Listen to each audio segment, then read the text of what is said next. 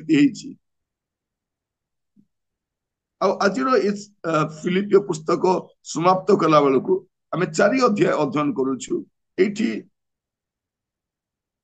ଏ ଅଧ୍ୟାୟର ଶୀର୍ଷକ ବା ପ୍ରସଙ୍ଗ ମୁଁ ରଖିଛି ଯୀଶୁ ହିଁ ବିଶ୍ୱାସୀର ଶକ୍ତି। ଯୀଶୁ ହିଁ ବିଶ୍ୱାସୀର ଶକ୍ତି। ମାନେ ଆମର ଆଉ କିଛି ଶକ୍ତି ନାହିଁ। ମାନେ ଅନ୍ଧକାରର ରାଜତ୍ୱ ପାଖରେ କର୍ତ୍ତାପଣ ପାଖରେ ଆମର କଣ ଶକ୍ତି? କେବଳ ଯୀଶୁଙ୍କ ଶକ୍ତିରେ ହିଁ ଆପଣ ଠିଆ ହେଇପାରିବେ, ବଞ୍ଚି ପାରିବେ। ତେଣୁ ଏଇ ଅଧ୍ୟାୟର ପ୍ରସଙ୍ଗ ମୁଁ ଦେଇଛି ଯୀଶୁ ହିଁ ବିଶ୍ୱାସୀର ଶକ୍ତି। ପାଉଲ ଫିଲିପିଓ ମଣ୍ଡଳୀକୁ ଲେଖିବା ପତ୍ର ସମାପ୍ତ କରିବା ସମୟରେ ଖ୍ରୀଷ୍ଟ ବିଶ୍ୱାସୀ ମାନଙ୍କୁ କହୁଛନ୍ତି ଯେ ଯୀଶୁ ହିଁ ତୁମର ଶକ୍ତି ଅଟନ୍ତି। ଏଇଠି ସେ ଗୁଡେ ଶକ୍ତି ବିଷୟରେ କହୁଛନ୍ତି। ମୁଁ ସେ ଶକ୍ତିକୁ କେନ୍ଦ୍ର କରି କହିବା ପାଇଁ ଚାହେଁ। ପ୍ରଥମ 2 ପଦ ଯଦି ପଢିବା ଏଠି ଆପଣ ଦେଖିବେ ସମାଧାନର ଶକ୍ତି।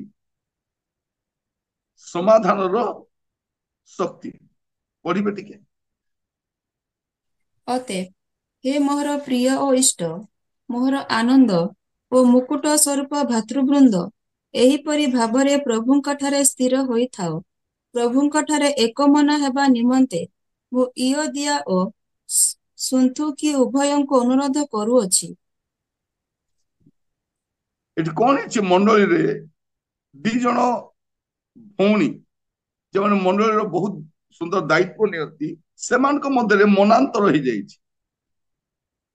ମତାନ୍ତର ହେଇଯାଇଛି। ଏ 2 ଜଣଙ୍କର ଭିତରେ ଏବେ ପଡୁନାହିଁ, ୟୁଦିଆ ଆଉ ସୁନ୍ତୁଖୀ। ଏମାନଙ୍କ ମଧ୍ୟରେ ଏବେ ବିବାଦ ଦେଖାଯାଇଛି। ଆଉ ସାଧୁ ପାଉଲ 3 ପଦରେ କଣ କହୁଛନ୍ତି ସେଠୁ ପରାମର୍ଶ ଦଉଛନ୍ତି। 3 ପଦ ପଢିବେ। ପୁଣି ହେ ପ୍ରକୃତ ସହକାରୀ, ଏହି ମହିଳାମାନଙ୍କୁ ସାହାଯ୍ୟ କରିବା ପାଇଁ ତୁମ୍ଭକୁ ମଧ୍ୟ ନିବେଦନ କରୁଅଛି, କାରଣ ଏମାନେ କ୍ଲେମେନ୍ସ ଓ ମୋହର ଅନ୍ୟ ସହକର୍ମୀ ମାନଙ୍କ ସଙ୍ଗରେ ସୁସମାଚାର କାର୍ଯ୍ୟରେ ମୋ ସହିତ ପରିଶ୍ରମ କରିଅଛନ୍ତି। ସେହି ସହକର୍ମୀ ମାନଙ୍କର ନାମ ଜୀବନ ପୁସ୍ତକରେ ଅଛି। ଏମାନଙ୍କ ମଧ୍ୟରେ ମତାନ୍ତର ହେଇଥିବାରୁ କଣ କରୁଛନ୍ତି? ହେ ପ୍ରକୃତ ସହକାରୀ, ଏଇ ମହିଳା ମାନଙ୍କୁ ସାହାଯ୍ୟ କର। କଣ କର? ଏମାନଙ୍କୁ ଟିକେ ମିଳାମିଶା ହେବା ପାଇଁ ସାହାଯ୍ୟ କର। ଅନେକ ଥର ଆମମାନଙ୍କ ମଣ୍ଡଳୀରେ ଅଶାନ୍ତି ଦେଖା ଯାଇଥାଏ, ଗଣ୍ଡଗୋଳ ଦେଖା ଯାଇଥାଏ, ସମସ୍ୟା। ଆମେ କଣ କରିନଥାଉ? ଏମାନଙ୍କୁ ମିଳାମିଶା କରାଇବା ପାଇଁ ଇଚ୍ଛା କରିନଥାଉ। ତ ସମାଧାନର ଗୋଟେ ଶକ୍ତି ଅଛି, ଅଶାନ୍ତିର ବି ଶକ୍ତି ଅଛି। ସେ ସବୁ ଭାଙ୍ଗି ଚୁରମାର କରିଦେବ, କିନ୍ତୁ ସମାଧାନର ବି ଶକ୍ତି ଅଛି। ଆମେ କଣ କରିପାରିବା? ସମାଧାନ କରିପାରିବା। ଅନେକ ସ୍ଥାନରେ ମଣ୍ଡଳୀରେ, ପରିବାରରେ ଦେଖିବେ ଅଶାନ୍ତି ଥାଏ। এটা ସ୍ୱାଭାବିକ କଥା। ମଣ୍ଡଳୀରେ ବି ଥାଏ, ସେବା କାର୍ଯ୍ୟରେ ବି ଥାଏ, କିନ୍ତୁ ୟା ମଧ୍ୟରେ ଗୋଟେ ଶାନ୍ତିକାରକ ଲୋକ ମଧ୍ୟ ଦରକାର। ଆଉ ଯୀଶୁ କହୁଛନ୍ତି ଶାନ୍ତିକାରକ ଲୋକେ ଧନ୍ୟ, କାରଣ ସେମାନେ ଈଶ୍ୱରଙ୍କ ସନ୍ତାନ ବୋଲି ଖ୍ୟାତ ହେବେ। ଈଶ୍ୱରଙ୍କ ସନ୍ତାନ, ଈଶ୍ୱରଙ୍କ ସନ୍ତାନର ଗୋଟେ ଗୁଣ କଣ? ସେ ମିଳାମିଶା କରିବେ। ତ ପ୍ରଥମ ଏଠି ସେ କହୁଛନ୍ତି ସମସ୍ୟା ବିଷୟରେ, ଯୋଉ ମଣ୍ଡଳୀର ମନାନ୍ତର ଅଛି, ଏ 2 ଜଣଙ୍କ ମଧ୍ୟରେ ସମାଧାନର ଗୋଟେ ଶକ୍ତି ଅଛି। ତେଣୁ ମୁଁ ୟା ନାଁ ଦେଇଛି ସମାଧାନର ଶକ୍ତି। ସବୁ ବିଷୟରେ ସମାଧାନ ହେଇପାରିବ, କିନ୍ତୁ ରାଇଟ ଟାଇମରେ ରାଇଟ ଲୋକ ଦରକାର। ଯେତେବେଳେ ସମସ୍ୟା ଆରମ୍ଭ ହୁଏ, କୌଣସି ସମସ୍ୟା ମଧ୍ୟ, ସେଇଠି ଯଦି ଲୋକ ପଶି ସମାଧାନ କରନ୍ତି ଜଗିଥିବେ ସେମାନେ। ସବୁ ବିଗିଡି ଗଲା ପରେ ସମାଧାନ କର ବୋଲି କିଏ କରିବ? ସେଇଠି କିଏ ଆଉ ରାଜି ହେବାର ଟାଇମ ଥାଏ। ସେତେବେଳେ ପର୍ଯ୍ୟନ୍ତ ଏ ଭାଙ୍ଗିବା ଅବସ୍ଥାରେ ଯୋଡିବା ପାଇଁ ଚେଷ୍ଟା କରନ୍ତି ଲୋକ। ସମ୍ପର୍କ ମଧ୍ୟ ସେମିତି ଥାଏ। ବେଳେ ବେଳେ ତିକ୍ତତାର ମୂଳ ଏମିତି ଅଙ୍କୁରିତ ହୁଏ ଯେ ପରସ୍ପରକୁ ଗ୍ରାସ କରିଥାଏ। ଏଠି ପାଉଲ ମଣ୍ଡଳୀର ଯୋଉ ମନାନ୍ତର ଅଛି, ତାର ସମାଧାନର ଶକ୍ତି ବିଷୟରେ ପରାମର୍ଶ ଦରକାର। ଆଉ ଦ୍ୱିତୀୟରେ ଆମେ ଦେଖିବା ପ୍ରାର୍ଥନା ଆଉ ଶାନ୍ତିର ଶକ୍ତି। ଗୋଟେ ହଉଛି ସମାଧାନର ଶକ୍ତି, ଆଉ ଗୋଟେ ହଉଛି ପ୍ରାର୍ଥନା ଆଉ ଶାନ୍ତିର ଶକ୍ତି। ଆମେ ଯଦି 4 ପଦରୁ 7 ପଦ ପଢିବା, 4 ପଦରୁ 7 ପଦ। ସର୍ବଦା ପ୍ରଭୁଙ୍କ ଠାରେ ଆନନ୍ଦ କର, ପୁନଶ୍ଚ କହୁଅଛି ଆନନ୍ଦ କର। ତୁମ୍ଭମାନଙ୍କର ମୃଦୁପଣ ସମସ୍ତ ଲୋକଙ୍କ ନିକଟରେ ପ୍ରକାଶିତ ହେଉ, ପ୍ରଭୁ ନିକଟବର୍ତ୍ତୀ। କୌଣସି ବିଷୟରେ ଚିନ୍ତିତ ହୁଅ ନାହିଁ, କିନ୍ତୁ ସମସ୍ତ ବିଷୟରେ ପ୍ରାର୍ଥନା ଓ ବିନତି ଦ୍ୱାରା ଧନ୍ୟବାଦ ସହ ତୁମ୍ଭମାନଙ୍କର ନିବେଦନ ସବୁ ଈଶ୍ୱରଙ୍କ ନିକଟରେ ଜଣାଅ। ସେଥିରେ ସମସ୍ତ ବୋଧର ଅଗମ୍ୟ ଯେ ଈଶ୍ୱରଙ୍କ ଶାନ୍ତି ତାହା ତୁମ୍ଭମାନଙ୍କର ହୃଦୟ ଓ ମନକୁ ଖ୍ରୀଷ୍ଟ ଯୀଶୁଙ୍କ ସହଭାଗିତାରେ ସୁରକ୍ଷା କରି ରଖିବ। ଏଇଠି ଆମେ ଦେଖୁଛୁ ପ୍ରାର୍ଥନା ଆଉ ଶାନ୍ତିର ଶକ୍ତି। 4 ପଦରେ ସେ କଣ, ସର୍ବଦା ପ୍ରଭୁଙ୍କ ଠାରେ ଆନନ୍ଦ କର। ଆପଣ ଦେଖିବେ ଏ 4ଟି ଅଧ୍ୟାୟରେ ସେ ବାରମ୍ବାର ଏ ଆନନ୍ଦ ଶବ୍ଦ ବ୍ୟବହାର କରୁଛନ୍ତି। ଆପଣ ଯଦି ଧୀରେ ଧୀରେ ପଢିବେ ଅନେକ ଥର ବ୍ୟବହାର କରିଛନ୍ତି। ମସ୍ତ ଦେଖନ୍ତୁ ଆପଣ ମାନେ ଫିଲିପେ 1 ପର୍ବ 18 ପଦ, ସେଥିରେ ବା କଣ କପଟ ଭାବରେ ହଉ ବା ସରଳ ଭାବରେ ହଉ ଯେକୌଣସି ପ୍ରକାର ଖ୍ରୀଷ୍ଟ ପ୍ରଚାରିତ ହେଉଅଛନ୍ତି, ସେଥିରେ ମୁଁ ଆନନ୍ଦ କରୁଅଛି, ଆନନ୍ଦ କରିବି। ମାନେ ଯୀଶୁ ପ୍ରଚାରିତ ହେଲା ମୁଁ ଆନନ୍ଦ କରିବି। ତାପରେ 25 ପଦରେ ଦେଖିବେ, ହଁ ମୁଁ ଦୃଢ ଭାବରେ ଜାଣେ ଯେ ମୁଁ ରହିବି, ହଁ ବିଶ୍ୱାସରେ ତୁମମାନଙ୍କ ବୃଦ୍ଧି ଓ ଆନନ୍ଦ ନିମନ୍ତେ ମୁଁ ତୁମ ସହିତ ରହିବି। ଆନନ୍ଦ, ବାରମ୍ବାର ସେ ଆନନ୍ଦ ଶବ୍ଦ ବ୍ୟବହାର କରନ୍ତି। ଆପଣ 2 ଅଧ୍ୟାୟ ତାର 2 ପର୍ବ ତାର 18 ପଦ ଦେଖିବେ, ଆଉ ଏଇ ପ୍ରକାର ତୁମେ ମାନେ ମଧ୍ୟ ଆନନ୍ଦ କର ଓ ମୋ ସହିତ ଉଲ୍ଲସିତ ହୁଅ। ଏଇଠି ସେ ଆନନ୍ଦ କହୁଛନ୍ତି 2 ଅଧ୍ୟାୟରେ। ଆମେ 3 ଅଧ୍ୟାୟରେ ଦେଖୁଛୁ ତାର ପ୍ରଥମ ପଦରେ, ଅବଶେଷରେ ହେ ଭାଇ ମାନେ ପ୍ରଭୁଙ୍କ ଠାରେ ଆନନ୍ଦ କର। ଏବେ ଦେଖୁଛୁ 4 ପର୍ବ 4 ପଦରେ ଆନନ୍ଦ କର। ମାନେ ପାଉଲ ସେ ଯେକୌଣସି ଅବସ୍ଥାରେ ମଧ୍ୟ ଆନନ୍ଦ କରିବା ପାଇଁ, ଆପଣ ଯଦି ଭଲ କରି ପଢିବେ ଆନନ୍ଦ ଶବ୍ଦ ବାରମ୍ବାର ବ୍ୟବହାର କରୁଛନ୍ତି। ଆନନ୍ଦ, ପ୍ରଭୁଙ୍କ ଠାରେ ଆନନ୍ଦ। ଆମର ଆନନ୍ଦ ଆଉ କୋଉଠି ନାହିଁ। ସେ ବନ୍ଦୀ ଗୃହରେ ଥାଅ କି ନିଜ ଘରେ ଥାଅ, ଅସୁସ୍ଥ ଥାଅ ବା ରୋଗରେ ଥାଅ ବା ସମସ୍ୟାରେ ଥାଅ, ଆମର ଆନନ୍ଦ ହଉଛନ୍ତି ପ୍ରଭୁ। ଆଉ ସେ ଗୀତ ଆମେ ବେଳେ ବେଳେ ଗାଉ, ପ୍ରଭୁ କା ଆନନ୍ଦ है मेरी ताकत।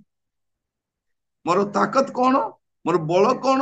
ପ୍ରଭୁଙ୍କ ନହେଲେ ଅନେକ ତ ଚାଲି ଯାଇଥାନ୍ତି।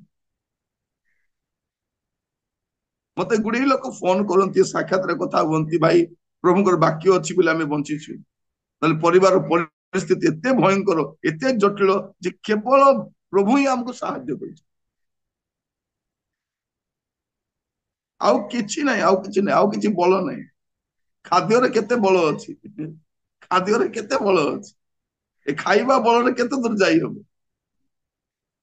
ଆମେ ଭାବିଲୁ ଖାଇଲେ ଭଲ ବୋଲି ଖାଇଲୁ, ଏବେ ମେଦ ବହୁଳତା ହେଲା ନା, ବସି ପାରୁଛୁ ନା ଉଠି ପାରୁଛୁ। ଭାବି ଦେଖନ୍ତୁ ଏ ଖାଦ୍ୟଟା କେତେ, ଆଗ ସ୍ଲିମ ଥିଲୁ, ଫିଟ୍ ଥିଲୁ, କେତେ ବଢିଆ ଥିଲା। ନାଇଁ ଭଲ ଖାଇବାରେ ଖାଇଲୁ, ବସିଲୁ,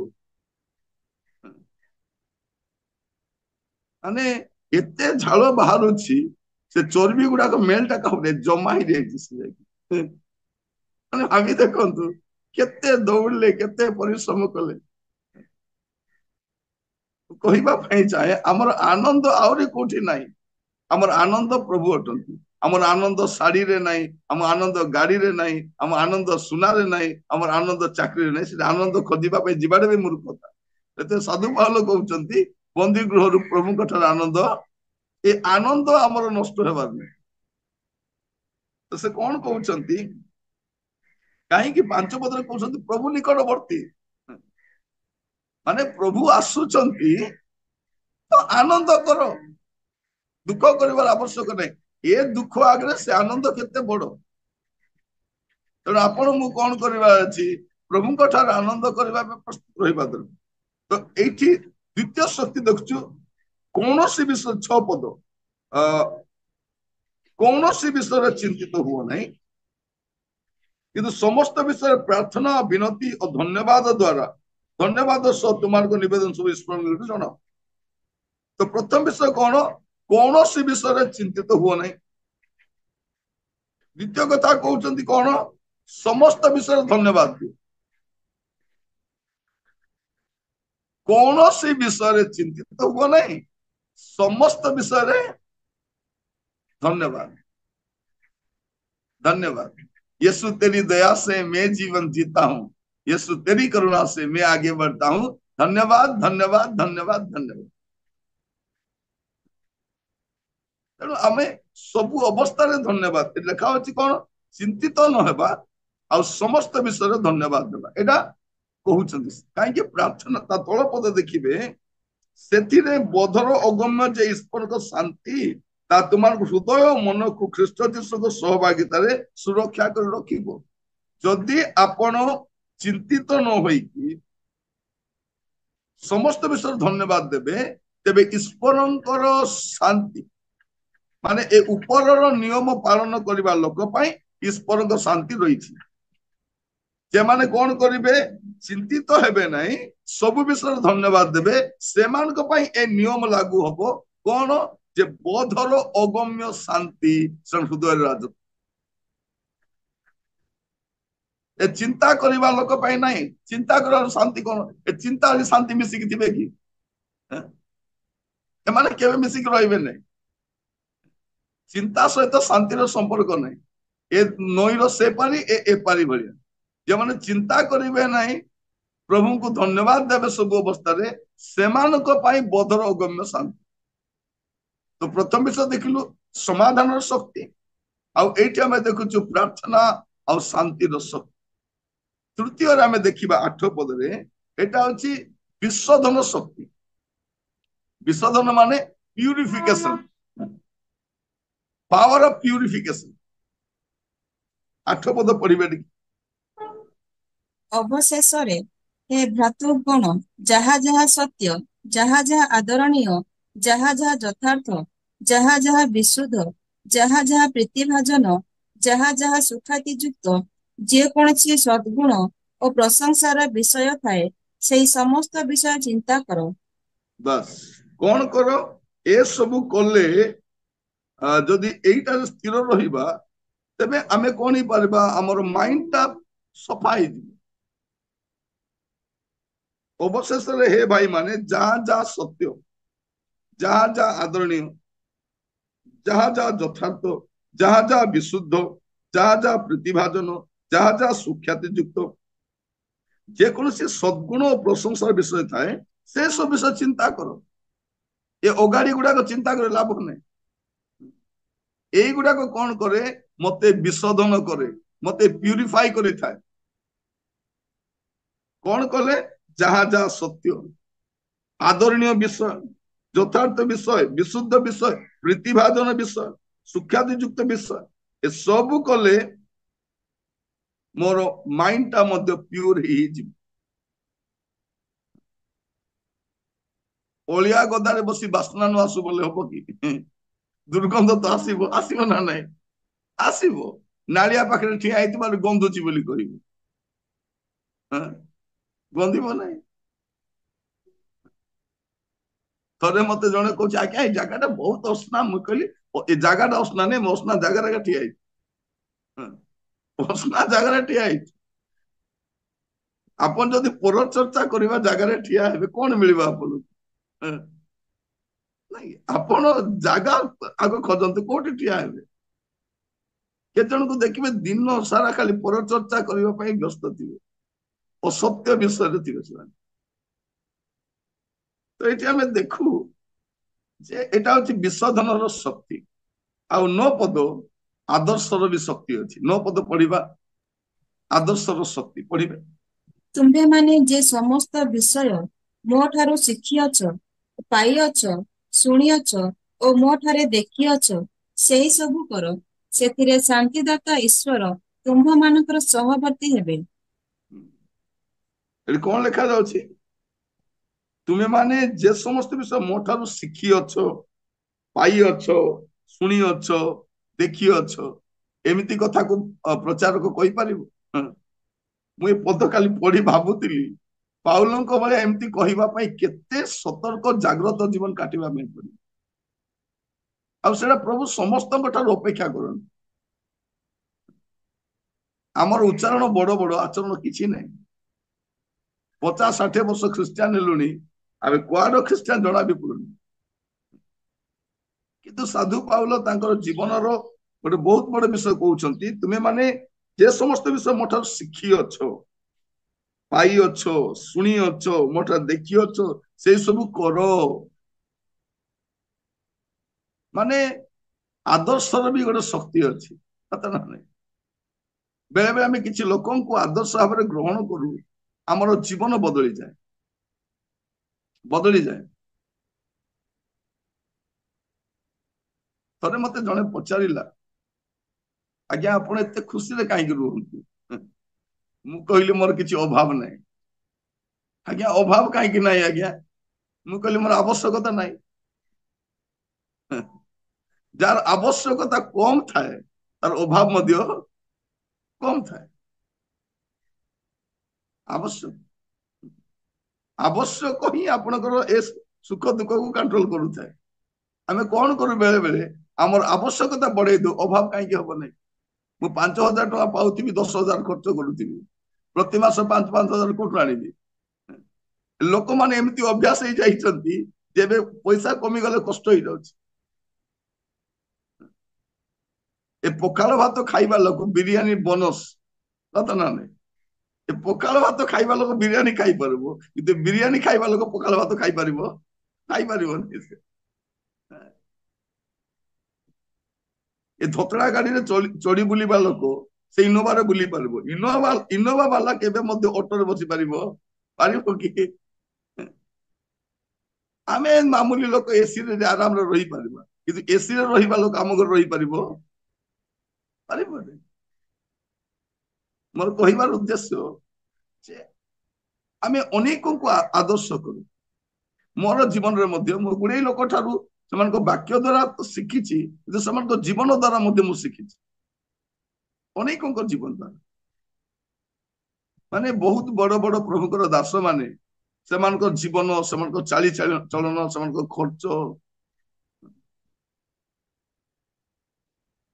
ମାନେ କିଏ ଶିଖାଇବ ଆପଣଙ୍କୁ? ମତେ ମୋର ଯେ ଆତ୍ମିକ ଗୁରୁ ଭାବରେ ମୁଁ ଯାହାକୁ ନିଏ, ସେ ମତେ ଶିଖାଇଲେ, ନିରଞ୍ଜନ ତୁମେ ରେଲୱେ ଷ୍ଟେସନକୁ ଯାଅ, ଭିକାରୀ ମାନେ ଆସିବେ, ସେମାନଙ୍କ ପାଇଁ ଅଲଗା ପଇସା ରଖିଥାଅ। ଗୋଟେ ପର୍ସ ଆଣିକି ଦେଲେ, ସେ ଏଇ ପର୍ସରେ ତୁମେ ପଇସା ରଖିବ ଭିକାରୀ ମାନଙ୍କୁ, ହେଲା? ତେଣୁ ମାଗିବା ପାଇଁ ଆସନ୍ତି, ଦବ। ସେଠି ପକେଟ ଅଣ୍ଡାଳି କରି ନାହିଁ ବୋଲି କହିବନି, ଏ ପର୍ସ ତୁମେ ପରେ ରହିବାର ଅଛି।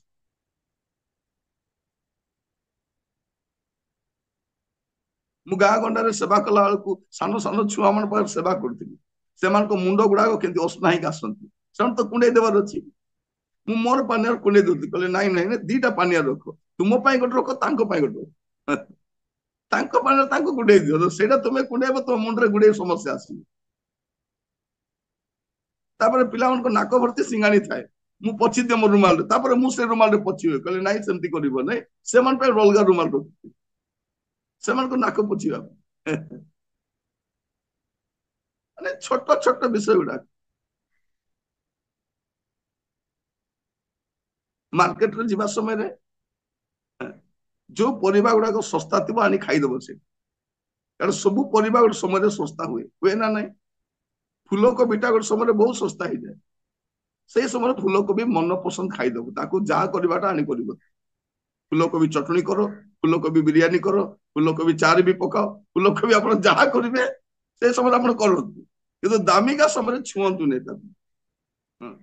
କାରଣ ଆପଣ ତ ଖାଇଛନ୍ତି ଆଗରୁ ନା, ଆପଣ ସେଇଆ କରିବେ। ବିଲାତି ଶସ୍ତା ଥାଏ, ସେ ବିଲାତି ଶସ୍ତା ଥିବା ସତ୍ତ୍ୱେ କାମ ଚଲେଇ ଦେବେ ଆପଣ, ପରେ ତ ଦାମ ହେଇଯିବ, ଆପଣ ଚୁପ ହେଇଯିବେ। କହିବା ପାଇଁ ଚାहे ଅଭାବକୁ ଆମେ ଆମେ ନିଜେ ମ୍ୟାନେଜ କରିପାରିବା। ତ ଏଠି ଆମେ ଦେଖୁଛୁ କଣ, ଯେ ପାଉଲ କହୁଛନ୍ତି ତୁମେ ମତେ ଆଦର୍ଶ ଭାବରେ ଦେଖିଛ, ସେ ତୁମେ ମୋ ଠାରୁ କର। ତାପରେ ଆପଣ ଦେଖିବେ 10 ରୁ 13 ପଦ, 10 ରୁ 13 ପଦ। ଏବେ ଅବଶେଷରେ ମୋ ନିମନ୍ତେ ତୁମ୍ଭମାନଙ୍କର ଚିନ୍ତା ଯେ ପ୍ରକାଶ ହୋଇପାରିଲା, ଏଥିପାଇଁ ମୁଁ ପ୍ରଭୁଙ୍କ ଠାରେ ମହାନନ୍ଦ କରୁଅଛି। ପ୍ରକୃତରେ ମୋ ବିଷୟରେ ତୁମ୍ଭମାନଙ୍କର ଚିନ୍ତା ଥିଲା, କିନ୍ତୁ ସୁଯୋଗ ନଥିଲା। ଅଭାବ ହେତୁ ମୁଁ ଯେ ଏହା କହୁଅଛି ତାହା ନୁହେଁ, କାରଣ ମୁଁ ଯେ କୌଣସି ଅବସ୍ଥାରେ ଥାଏ, ସେଥିରେ ସନ୍ତୁଷ୍ଟ ରହିବାକୁ ଶିକ୍ଷା କରିଅଛି। ଦୀନତା ଭୋଗ କରି ଜାଣେ ଓ ପ୍ରଚୁରତା ମଧ୍ୟ ଭୋଗ କରି ଜାଣେ। ସର୍ବବିଧ ଅବସ୍ଥାରେ ଓ ସର୍ବ ବିଷୟରେ ପରିତୃପ୍ତ ହେବାରେ ବା କ୍ଷୁଧିତ ରହିବାରେ, ପ୍ରଚୁରତା ଭୋଗ କରିବାରେ କିମ୍ବା ଅଭାବଗ୍ରସ୍ତ ହେବାରେ ମୁଁ ସୁଶିକ୍ଷିତ ହୋଇଅଛି। ମୋହର ଶକ୍ତିଦାତାଙ୍କ ସାହାଯ୍ୟରେ ମୁଁ ସମସ୍ତ କରିପାରେ। ଏବେ ତୃତୀୟ ବିଷୟ ହଉଛି ସନ୍ତୁଷ୍ଟର ଶକ୍ତି। ମୁଁ ଆପଣଙ୍କ ଶକ୍ତି ଗୁଡାକ କହୁଛି। ଗୋଟେ ହଉଛି ସମାଧାନର ଶକ୍ତି, ପ୍ରାର୍ଥନା ଆଉ ଶାନ୍ତିର ଶକ୍ତି, ଆଉ ଗୋଟେ ଅଛି ବିଶୋଧନର ଶକ୍ତି, ଆଉ ଗୋଟେ ଆଦର୍ଶର ଶକ୍ତି, ଏବେ ସନ୍ତୁଷ୍ଟର ଶକ୍ତି। ମାନେ ସନ୍ତୁଷ୍ଟତାରେ ଯୋଉ ଶକ୍ତି ଅଛି, ଆପଣ ସେ ଶକ୍ତି କୋଉଠି ବି ପାଇବେନି ସନ୍ତୁଷ୍ଟ ହେବା ପାଇଁ। ସେ କଣ କହୁଛନ୍ତି? ଅଭାବ ହେତୁ ଯେ ମୁଁ ଏହା କହୁଛି ତାହା ନୁହେଁ, ମୁଁ ଯେକୌଣସି ଅବସ୍ଥାରେ ଥାଏ ସେଥିରେ ସନ୍ତୁଷ୍ଟ ରହିବାକୁ ଶିକ୍ଷା କରିଅଛି। ଯେକୌଣସି ଅବସ୍ଥାରେ ଥାଏ, ଦୀନତା ଭୋଗ କରି ଜାଣେ, ପ୍ରଚୁରତା ମଧ୍ୟ ଭୋଗ କରି ଜାଣେ। ଆପଣ ଶିଖନ୍ତୁ ଏଠି। ଆଉ ସର୍ବବିଧ ଅବସ୍ଥାରେ ସର୍ବ ବିଷୟରେ ପରିତୃପ୍ତ ହେବାରେ, କ୍ଷୁଧିତ ରହିବାରେ, ପ୍ରଚୁରତା ଭୋଗ କରିବାରେ କିମ୍ବା ଅଭାବଗ୍ରସ୍ତ ହେବାରେ ମୁଁ ସୁଶିକ୍ଷିତ ହୋଇଅଛି। ମାନେ ଆପଣ ଯଦି ନିଜକୁ ଟ୍ରେନିଂ ଦେବାକୁ ଆରମ୍ଭ କରିବେ, ସମସ୍ୟା କଣ? ଆମର ପଇସା ବଢିଗଲେ ଖର୍ଚ୍ଚ ବଢେଇ ଦଉଛି। ଟିକେ ପଇସା ଆସିବାକୁ ଆରମ୍ଭ କରିବ, ସ୍ୱାମୀ ଟିକେ ଉପାର୍ଜନ କରିବାକୁ ଆରମ୍ଭ କରିବେ, ଟିକେ ପଇସା ଆସିବ, ଏଇ ଭଉଣୀ ମାନଙ୍କର କଣ ନୂଆ ନୂଆ ଚିନ୍ତା ଆସିବ। ତାଙ୍କ ଘରେ ଗୋଟେ ଟିଭି ଅଛି ଆଣିବା, ତାଙ୍କ ଭଳିଆ ଡବଲ ଡୋର ଫ୍ରିଜ ଆଣିବା, ତାଙ୍କ ଭଳିଆ କରିବା, ଆଙ୍କ ଭଳିଆ ଜିରୋ ଡାଉନ ପେମେଣ୍ଟ ରେ ଏସି ମିଳୁଛି ନେଇ ଆସିବା, ଏସି ଆଣି ଲଗାଇଦେବେ, ପଇସା ପଇସା ବାନ୍ଧିଲା ବେଳକୁ ଝାଳ ବାହାରୁଛି। ନୂଆ ନୂଆ ଆଇଡିଆ ଗୁଡାକ ଆସେ ସମସ୍ତଙ୍କୁ, ସବୁ ଫ୍ରିରେ ମିଳେ ନାଇଁ। ଆପଣ ସବୁ ପରିସ୍ଥିତିକୁ ଭୋଗ କରିବାକୁ ଶିଖନ୍ତୁ, ଦୀନତା, ପ୍ରଚୁରତା ସବୁ ବିଷୟରେ, ଆଉ ସନ୍ତୁଷ୍ଟ ହେବା ପାଇଁ ଶିଖିବା ଦରକାର। ସନ୍ତୁଷ୍ଟ। ଦିନେ ଜଣେ ଆମ ଘରେ ଆସିଥିଲେ, ସେଦିନ କେବଳ ଡାଲମା ହେଇଥିଲା। କେମିତି ଦେବା କଲା, ଲେମ୍ବୁ ଅଛି, କଞ୍ଚା ଲଙ୍କା ଅଛି, ପିଆଜ ଅଛି, ରସୁଣ ଅଛି, ଅଛି, ଏ ସବୁକୁ ନେଇ ଚଟକିକି କଣ କରିଦେଲେ, ଗୋଟେ ଝୋଳ ବନେଇଦେଲେ। ଆଉ ସେ କେତେ ଖୁସିରେ ଖାଇ ଦଉଛନ୍ତି। କହିଲି ଏମିତି ବି ଖାଇ ହୁଏ। ପ୍ରତିଟି ବିଷୟରେ ଆମେ ସନ୍ତୁଷ୍ଟ ହେବା ପାଇଁ ଶିଖିବାର ଅଛି, ସବୁ ଅବସ୍ଥାରେ। ମୁଁ ଯୋଉ ଅନୁଷ୍ଠାନରେ କାମ କରୁଥିଲି, ସେଠିକାର ଯେ ଫାଉଣ୍ଡର, ତାଙ୍କ ୱାଇଫ ଡକ୍ଟର ଲିଲିୟନ ଷ୍ଟାନଲି, ଗୋଟେ ଆଦର୍ଶ ମହିଳା। ସେ ଏତେ ଆଦର୍ଶ ମହିଳା, ସେ ସମୟରେ ଜଞ୍ଜିର ଚପଲ ଗୋଟେ ଆସୁଥାଏ। ସିଏମସି ବେଲୋର ଜଣେ ଡକ୍ଟର ସେ ଥିଲେ। ସେ ବିରାଟ ଧନୀ, ସେମାନେ, ତାଙ୍କ ୱାଇଫ ଟା ବହୁତ ଧନୀ। ଏତେ ଧନୀ ପରିବାର ଗୋଟେ ମହିଳା, ସେ ଜଞ୍ଜିର ଚପଲ ପିନ୍ଧି ବୁଲିବାଟା କେମିତି ଲାଗିବ ଆପଣଙ୍କୁ? ସେ ଦେଖାଣି ପାଇଁ ନୁହେଁ, ଦେଖାଣି ପାଇଁ ନୁହେଁ, ବାସ୍ତବରେ ସରଳ ଜୀବନ ସେ। ମୁଁ ଦେଖିଛି ତାଙ୍କୁ। ସାଧୁ ପାଉଲ କହୁଛନ୍ତି, ମୁଁ ଦୀନତା ଭୋଗ କରି ଜାଣେ, ପ୍ରଚୁରତା ଭୋଗ କରି ମଧ୍ୟ ମୁଁ ଜାଣେ। ଆଜି ପ୍ରଭୁ ଅନୁଗ୍ରହ କରନ୍ତୁ ଆମେ ଶିଖିବା ପାଇଁ। ଯଦି ଆପଣ ସନ୍ତୁଷ୍ଟ ହେବେ, ଆପଣ ବହୁତ ଖୁସିରେ ରହିପାରିବେ।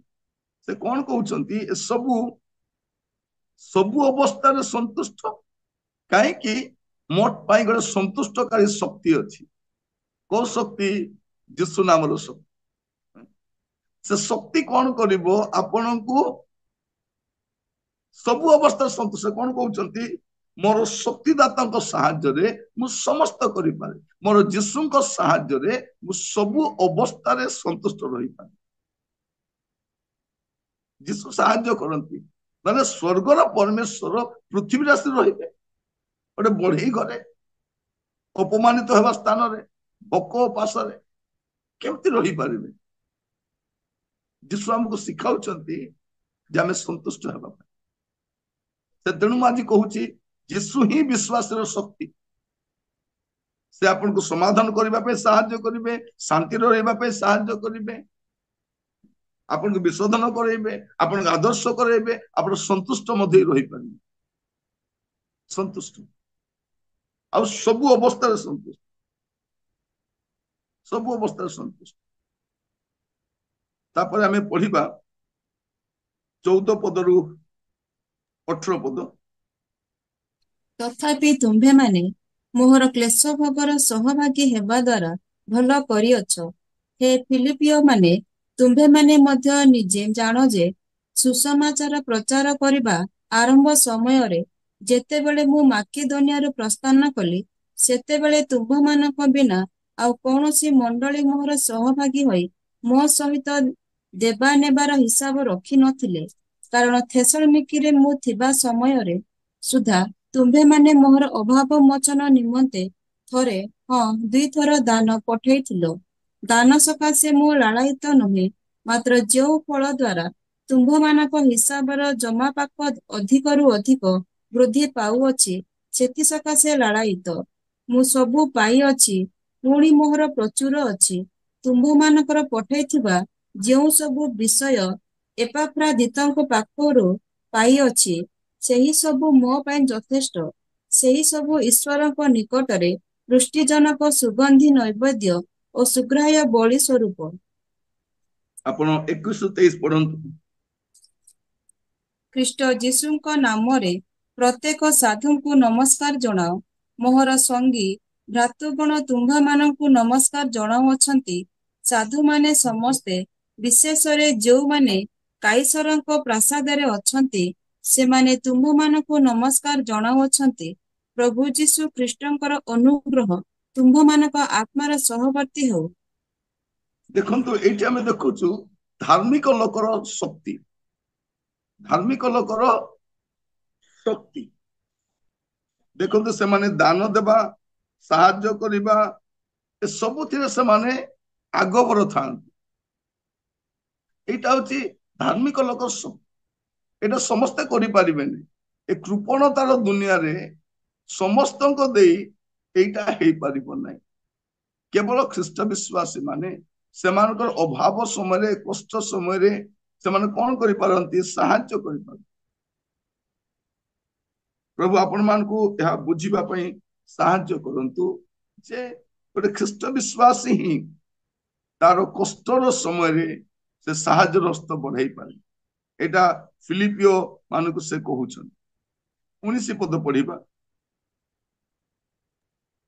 ପୁଣି ମୋହର ଈଶ୍ୱର ଖ୍ରୀଷ୍ଟ ଯୀଶୁଙ୍କ ଠାରେ ତାହାଙ୍କର ଗୌରବମୟ ଐଶ୍ୱର୍ଯ୍ୟ ଅନୁସାରେ ତୁମ୍ଭମାନଙ୍କର ପ୍ରତ୍ୟେକ ଅଭାବ ପୂରଣ କରିବେ। ଏବେ ଦେଖୁଛୁ ଅଭାବ ପୂରଣର କାର୍ଯ୍ୟ ଆମେ ଦେଖୁଛୁ।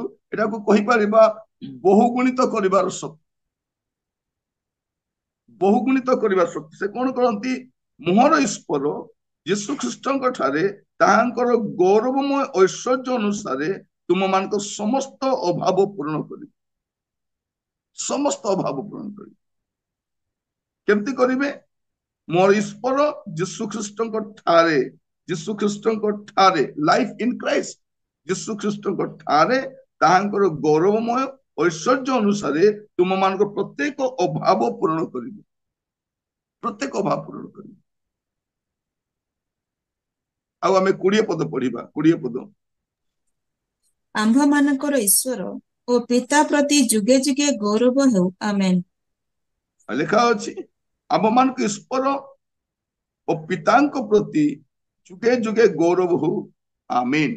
ଏଟା ହଉଛି ଗୌରବାନ୍ବିତ ହେବାର ଶକ୍ତି। ଏଠି କଣ? ଈଶ୍ୱର ନିଜେ ନିଜ ଶକ୍ତିକୁ ବ୍ୟବହାର କରି ନିଜର ଗୌରବ କରୁଛନ୍ତି। ଆମ୍ଭମାନଙ୍କ ଈଶ୍ୱର ଓ ପିତାଙ୍କ ପ୍ରତି ଯୁଗେ ଯୁଗେ ଗୌରବ ହେଉ। କାହାର ଗୌରବ ହଉ? ପିତାଙ୍କର ଗୌରବ। ଯୁଗେ ଯୁଗେ ଗୌରବ। ଏଠି ଆମେ ଗୌରବାନ୍ବିତ ହେବାର ଶକ୍ତି, ବିଶ୍ୱାସୀର ଶକ୍ତି ଯୀଶୁ ଅଟନ୍ତି। ମୋର ପ୍ରିୟ ଭାଇ ଭଉଣୀ ମାନେ, ମୁଁ ଆପଣ ମାନଙ୍କୁ କହିବା ପାଇଁ ଚାହେଁ, ଆମର ଶକ୍ତି ଆଉ କେହି ନୁହନ୍ତି। ତେଣୁ ଏଇ ଅଧ୍ୟାୟରେ ଆମେ ଦେଖୁଛୁ ସାଧୁ ପାଉଲ ତାଙ୍କର ପତ୍ର ଫିଲିପିଓ ମାନଙ୍କୁ ଲେଖି ସାରିବା ସମୟରେ ସେ ଏଇ କଥା କହୁଛନ୍ତି କଣ? ଯେ ସମାଧାନର ଶକ୍ତି ଅଛି। ତେଣୁ ପରାମର୍ଶ ଦିଅ ସମାଧାନ କରିବା ପାଇଁ। ପ୍ରାର୍ଥନା ଆଉ ଶାନ୍ତିର ବି ଶକ୍ତି ଅଛି। ପ୍ରାର୍ଥନାକୁ ବ୍ୟବହାର କର, ଚିନ୍ତିତ ହୁଅ ନାହିଁ, ଧନ୍ୟବାଦୀ ହୁଅ। ତେବେ ପ୍ରଭୁ କଣ କରିବେ? ତୁମ ହୃଦୟରେ ଶାନ୍ତିକୁ ପରିବ୍ୟାପ୍ତ କରି ରଖିବେ। ଗୋଟେ ହଉଛି ବିଶୋଧନର ଶକ୍ତି।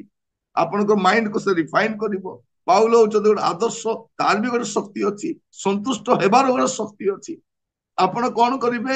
ସବୁ ଅବସ୍ଥାରେ ସନ୍ତୁଷ୍ଟ ହେବେ। ଆପଣଙ୍କ ଅଭାବ କିଛି ହବନି, ଅଭାବ ହବନି। ଆଉ କଣ? ଧାର୍ମିକ ହେବାର ଶକ୍ତି ଆମେ ଦେଖୁଛୁ, ବହୁଗୁଣିତ ହେବାର ଶକ୍ତି, ଗୌରବାନ୍ବିତ ହେବାର ଶକ୍ତି। ଆଉ ଏ ସବୁର ଶକ୍ତିର ଆଧାର ଯୀଶୁ ହିଁ ଅଟନ୍ତି। ଯୀଶୁ ହିଁ ବିଶ୍ୱାସୀର ଶକ୍ତି ଅଟନ୍ତି। ପ୍ରଭୁ ଆପଣ ମାନଙ୍କୁ ପ୍ରତ୍ୟେକଙ୍କୁ ଆଶୀର୍ବାଦ କରନ୍ତୁ। ପାଉଲ କହୁଛନ୍ତି ମୋର ଶକ୍ତିଦାତାଙ୍କ ସାହାଯ୍ୟରେ ମୁଁ ସବୁ କରିପାରେ। ମାନେ ମୁଁ ଅଭାବରେ, କଷ୍ଟରେ, ଦୁଃଖରେ, ବନ୍ଦୀ ଗୃହରୁ କହୁଛନ୍ତି ମୋର ଶକ୍ତିଦାତା ମତେ ବନ୍ଦୀ ଗୃହରୁ ବାହାର କରି ଆଣିବେ ବୋଲି କହୁନାହାନ୍ତି। ମୋର ଶକ୍ତିଦାତା ମତେ ବନ୍ଦୀ ଗୃହରେ ମରିବା ପାଇଁ ସାହାଯ୍ୟ କଲେ ବି ସେ ମୋର ଶକ୍ତିଦାତା। ମାନେ ଏମାନଙ୍କର ବିଶ୍ୱାସ ନେଗେଟିଭ ପଜିଟିଭ ସବୁରେ ବିଶ୍ୱାସ ସ୍ଥିର ଥିବ। ଆମେ ସବୁ ଭଲ ତ ପ୍ରଭୁ ଭଲ। ସଦ୍ରକ ମେଷକ ଅବେଦନେଗୋ କଣ କହୁଛନ୍ତି? ଆମର ପ୍ରଭୁ ରକ୍ଷା କରିବାକୁ ସକ୍ଷମ। ଯଦି ବି ରକ୍ଷା ନ କରନ୍ତି ସେ ଆମର ପ୍ରଭୁ ଅଟନ୍ତି। ଯଦି ବି ସୁସ୍ଥ ନ କରନ୍ତି ସେ ଆମର ପ୍ରଭୁ ଅଟନ୍ତି। ଯଦି ବି ମତେ ବନ୍ଦୀ ଗୃହରୁ ବାହାର କରିନାହାନ୍ତି ସେ ମୋର ଶକ୍ତି ଅଟନ୍ତି। ବିଶ୍ୱାସର ଶକ୍ତି ଯୀଶୁ ଅଟନ୍ତି। ତାଙ୍କ ଠାରୁ ଶକ୍ତିଯୁକ୍ତ ବ୍ୟକ୍ତି ପୃଥିବୀରେ କେହି ନାହାନ୍ତି। କେହି ନାହାନ୍ତି। କେତେ ବଡ ମନ୍ଦ ଆତ୍ମା ଜଣକୁ ଗ୍ରାସିତ ହେଇଥିବ, ଯୀଶୁ ନାଁରେ ପଳା ବୋଲି ପଳେଇବ, କାରଣ ସେ ନାମରେ ଶକ୍ତି ଅଛି। ଶକ୍ତି ଅଛି। ଯୀଶୁ କହିଲେ ସ୍ୱର୍ଗ ପୃଥିବୀର ସବୁ ଅଧିକାର ମତେ ଦିଆହେଇଛି। ମାନେ ଭାବି ଦେଖନ୍ତୁ ସେ ନାମରେ କେତେ ଶକ୍ତି ଅଛି। ଆମର ନେତା ମନ୍ତ୍ରୀ ମାନେ ଟିକେ ଶକ୍ତି ପାଇ ଭାବୁଛନ୍ତି ମୁଁ ସର୍ବଶକ୍ତିମାନ। ନିଶ୍ୱାସ ବନ୍ଦ ହେଇଗଲେ ସବୁ ଶକ୍ତି ଖତମ। ସବୁ ଶକ୍ତି ଖତମ ହେଇଯିବେ।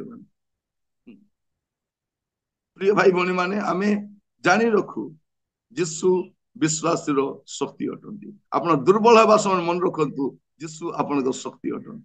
ଅଭାବ ସମୟରେ ଯୀଶୁ ଆପଣଙ୍କ ଶକ୍ତି ଅଟନ୍ତି। ତାଡ଼ନା ସମୟରେ ଯୀଶୁ ଆପଣଙ୍କ ଶକ୍ତି ଅଟନ୍ତି। ଯଦି କିଏ ଅଶାନ୍ତି ହେଇଛନ୍ତି ମିଳାମିଶା କରିବା ସମୟରେ ମଧ୍ୟ ଯୀଶୁ ଆପଣଙ୍କ ଶକ୍ତି। ଯୀଶୁଙ୍କ ଶକ୍ତିରେ ଯାଆନ୍ତୁ, ମିଳାମିଶା କରି ପଳେଇ ଆସିବେ। ଶୈତାନର ଶକ୍ତିରେ ଯିବେ, ଝଗଡା କରି ପଳେଇ ଆସିବେ। ଆମେ କଣ କରୁଥିବେ? ମଲେ ମର, ମୋର କିଛି କହିବାର ନାହିଁ। ସେ ମରିବା ଛାଡିବନି, ସେ ରକ୍ଷା କରିକି ଆସିବ।